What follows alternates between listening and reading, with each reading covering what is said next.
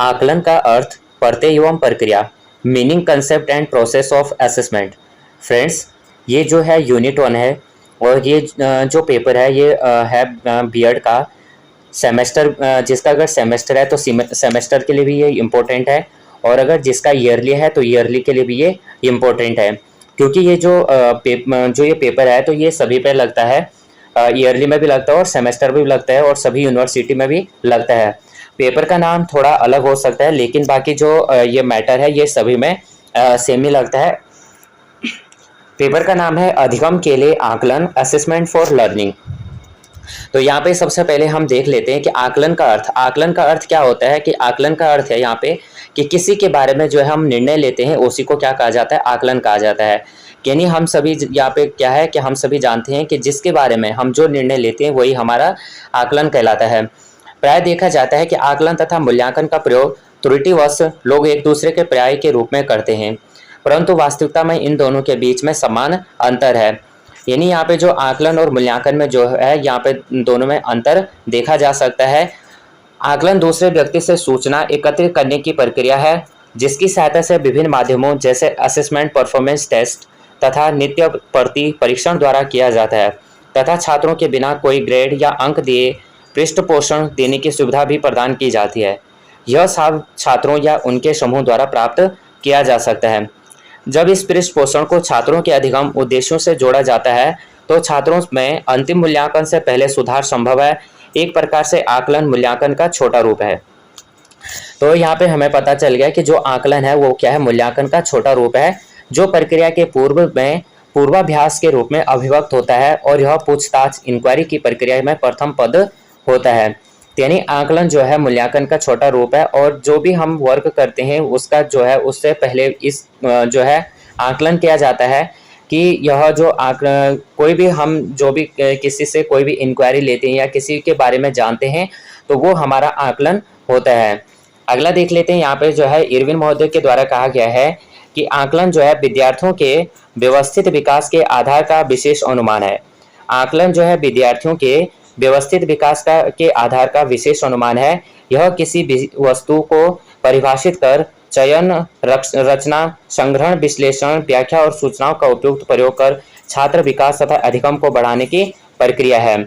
तो इरविन कहते हैं कि जो आकलन है वो व्यवस्थित विकास के आधार पर विशेष अनुमान है और यह जो है किसी भी जो है वस्तु को परिभाषित कर उसका चयन और उस पर विश्लेषण करना और जो सूचनाएं, जो व्याख्या और सूचना की है उस पर जो है छात्रों का जो है अधिगम को बढ़ाने, अधिगम यानी सीखना, जो भी इसमें प्रोसेस है, जो भी यहाँ पे सीखने का प्रक्रिया को बढ़ाता है वही जो सीखने की प्रक्रिया को बढ़ाता है वही यहाँ पे आकलन है।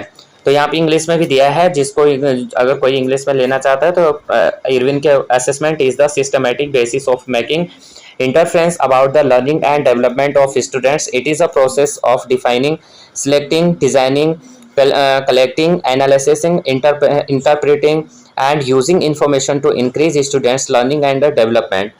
हुबा एंड फ्रीड के अनुसार है कि आकलन जो है सूचना संग्रहण तथा उस पर विचार विमर्श प्रक्रिया है जिन्हें हम विभिन्न माध्यमों से प्राप्त कर ये जानते हैं कि विद्यार्थी क्या जानता है, क्या समझता है और अपने शैक्षिक अनुभव द्वारा प्राप्त ज्ञान के परिणाम के रूप में व्यक्त कर सकता है, जिसके छात्र अधिगम में वृद्धि होती है।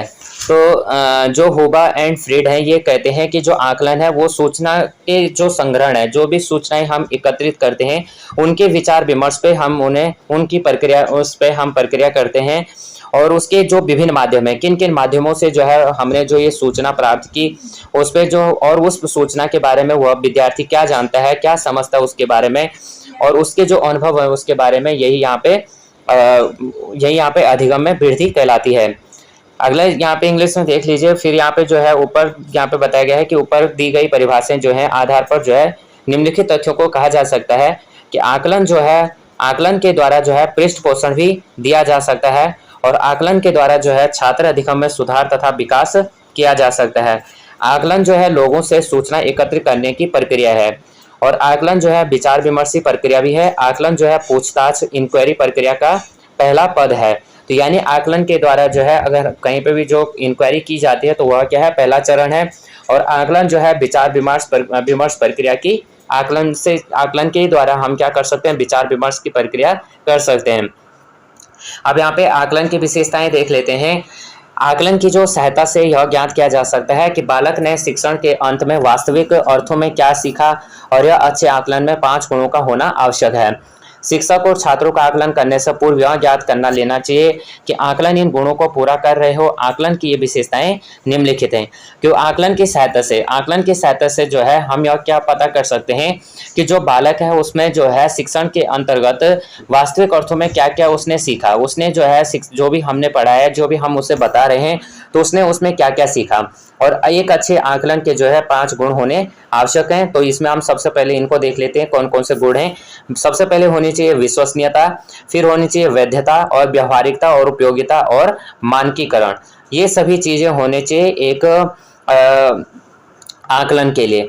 तो आकलन के जो है ये 5 गुण हैं। तो इसमें देख लेते हैं सबसे पहले विश्वसनीयता, यह है रिलेबिलिटी। तो इसमें देख लेते हैं किसी भी आकलन का यह सबसे पहला एवं महत्वपूर्ण गुण है।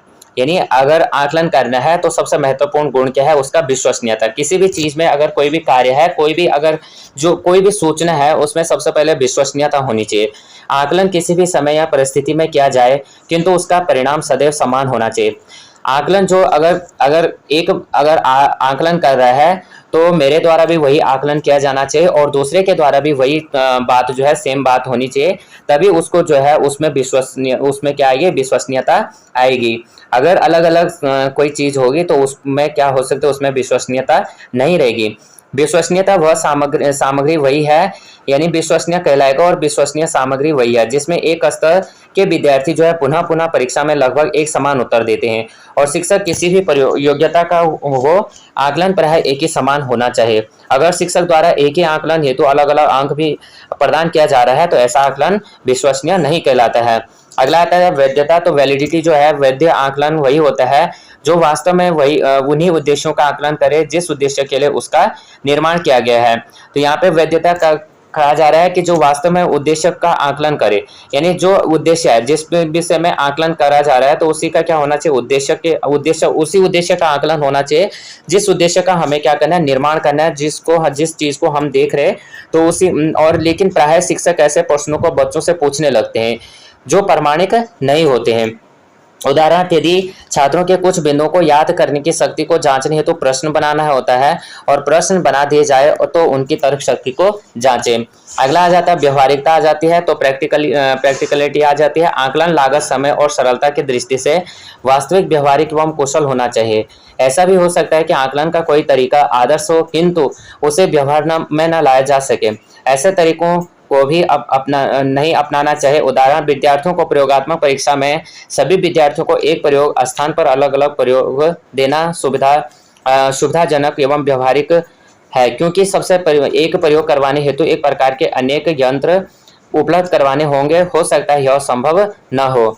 अगला जो है उपयोगिता, यूटिलिटी जो है, आकलन विद्यार्थियों के लिए उपयोगी भी होना चाहिए। आकलन से प्राप्त परिणामों को छात्रों को बता देना चाहिए जिससे वे उन कमियों में सुधार ला सके। आकलन द्वारा ही इसका पता लग सकता है कि किस दिशा में सुधार करना है और यह सुधार पठन सामग्री में, अध्यापन विधि आदि में हो सकता है। इस प्रकार आकलन विद्यार्थियों की एवं अध्यापकों की कमियों को जानने एवं उन्हें दूर करने में बहुत लाभकारी होता है। अगला जो है मानकीकरण, स्टैंडर्डाइजेशन। एक अच्छे आकलन की यह भी एक विशेषता होती है कि वह मानकीकृत होना चाहिए। विद्यालयों में प्राय जो परीक्षण किए जाते हैं वे राष्ट्रीय एवं राज्य के लिए किए जाते हैं, लेकिन मानकीकृत आकलन वह होता है जो कक्षा स्तर को सम्मिलित करता है। तो यहाँ पे हम केवल इतना भी लिख सकते हैं कि मानकीकृत आकलन क्या है, कक्षा स्तर को सम्मिलित करना है। और एक अच्छे आकलन की जो विशेषता है, एक अच्छे आकलन की विशेषता क्या है, जो मानकीकृत हो। और विद्यालय में जो है प्राय जो परीक्षण किए जाते हैं वो राष्ट्र एवं राज्य के लिए किए जाते हैं। आकलन एवं मूल्यांकन के लिए सीमा तक प्रशासन प्रक्रियाओं में समान और मानकीकरण निरूपित करता है। आकलन का प्राप्तांक प्रत्येक विद्यार्थियों का समान होना चाहिए। मानकीकृत आकलन में कई गुण होते हैं जो उसे अद्वितीय एवं मानक बनाते हैं। एक मानकीकृत आकलन वही होता है जो विद्यार्थियों को एक समय सीमा, समान प्रकार के प्रश्न, समान निर्देशों को दिया जाए और जिसमें छात्र समान अंक अर्जित करे। मानकीकरण प्राप्तांक में होने वाली त्रुटियों को समाप्त कर देता है और विशेषतः जब त्रुटि परीक्षक के आत्मनिष्ठता के कारण होती है। अब इसमें आकलन के उद्देश्य देख लेते हैं कि आकलन, ऑब्जर्वेशन और असेसमेंट देख लेते हैं, ऑब्जेक्टिव ऑफ असेसमेंट देख लेते हैं क्या क्या है। आकलन के प्रमुख उद्देश्य निम्नलिखित हैं। बच्चों के संदर्भ में बच्चों की विशिष्ट आवश्यकता क्या है, बच्चों की आवश्यकताओं के अनुरूप पाठ्यक्रम का चयन करें, बच्चे क्या जानते हैं और उनका उचित स्थान निर्धारण करें। परिवार के संदर्भ में क्या क्या है कि घर की गतिविधियों एवं अनुभवों से संबंधित स्कूल की गतिविधियां, माता पिता को बच्चे की प्रगति एवं अधिगम के बारे में जानकारी प्राप्त करने के लिए छोटे बच्चों के कार्यक्रम निर्धारित करने हेतु निर्धारित कार्यक्रम किस सीमा तक बच्चों के लिए लाभकारी है यह ज्ञात करने के लिए, बच्चों के लिए कौन से कार्यक्रम उपयुक्त हैं कौन से नहीं, इस प्रयोजन हेतु रणनीति बनाने के लिए, और छोटे बच्चों के अध्यापक हेतु बच्चों के माता पिता को उनके विकास की स्थिति और उपलब्धि के बारे में जानकारी करने हेतु, अधिगम गतिविधि को कैसे लागू किया जाए जानने हेतु, बच्चों के कौशल योग्यता एवं आवश्यकताओं की पहचान करने हेतु, बच्चों की व्यक्तिगत आवश्यकताओं को जानने हेतु, नई कक्षा की व्यवस्था बनाने हेतु, शिक्षण सामग्री के चयन के लिए, तो और अन्य लोगों के द्वारा विद्यार्थियों को जो है विद्यालय से संबंधित जानकारी प्रदान करना, विद्यार्थियों की जो है उपलब्धि के बारे में सभी को सूचित करना। अब यहाँ पे देख लेते हैं छात्र केंद्रित आकलन के मौलिक तत्व। तो मौलिक तत्व यहाँ पे देख लेते हैं। प्राय छात्र ये जो है आकलन के मापन का चयन का या विकास, डेवलपिंग और सेलेक्टिंग, असेसमेंट और मेजर, इसके अंतर्गत आंकड़ों का चयन व उसके मापन की प्रक्रिया को शामिल किया जाता है और उपयुक्त है या नहीं, यह जो मापन किया जा रहा है, जो आकलन किया जा रहा है वो उपयुक्त है या नहीं, इसके अंतर्गत योजना, पेपर्स वर्क, थीसिस, प्रदर्शनी, जीवन वृत्त विधि, साक्षात्कार तथा मौखिक परीक्षा को शामिल किया जाता है। अगला जो है वाद विवाद और आकलन परिणाम, डिबेट और यूजिंग असेसमेंट, इसमें जो है परिणाम के आधार पर जो है विचार विमर्श किया जाता है। अधिगम परिणामों के विवरण व सूत्रीकरण, इसमें जो है इसमें तथ्य समाहित होते हैं और जो बताते हैं कि छात्र को क्या करना चाहिए। परिणाम हेतु अनुभवी नेतृत्व का निर्माण, इसमें इसके अंतर्गत जो है व्यक्ति के वे अनुभव शामिल होते हैं जो वातावरण तथा अनुभव दोनों से प्राप्त होते हैं।